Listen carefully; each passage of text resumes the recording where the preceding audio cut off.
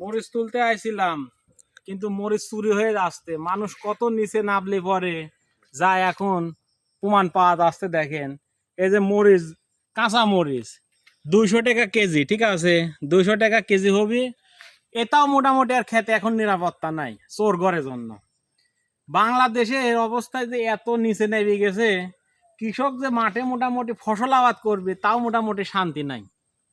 বাগুন চুরি করে নিয়ে আসতে, মরিচ চুরি করে নিয়ে আসতে ক্ষেতের থেকে। তাহলে কি অবস্থা, মানুষ কত নিচে নামলে পরে এরকম কাজকুনি করে।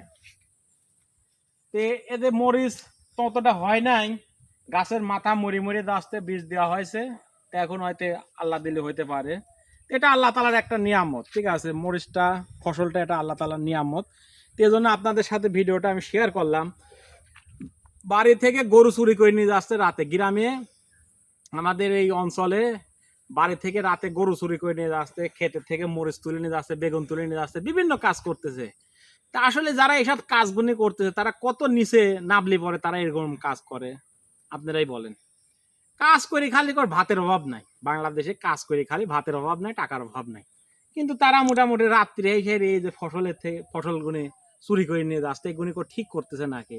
তা আপনারা সবাই একটু সচেতন থাকবেন, ঠিক আছে। তাই আমি বেড়াতে আইছিলাম, এই হিসেবে মোটামুটি এই ভিডিওটা আপনাদের সাথে একটু শেয়ার করলাম।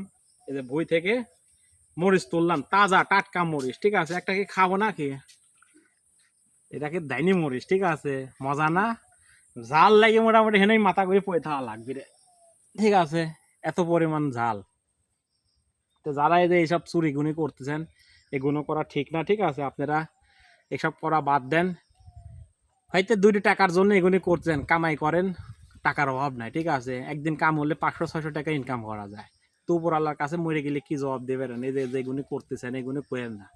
যাই হোক, সবাই ভালো থাকবেন। এই ভিডিওগুলো বেশি বেশি শেয়ার চাই আপনাদের থেকে, যাতে সারা বাংলাদেশে গ্রাম অঞ্চলে মানুষ ছাড়িয়ে যাক, ঠিক আছে। সবাই ভালো থাকবেন।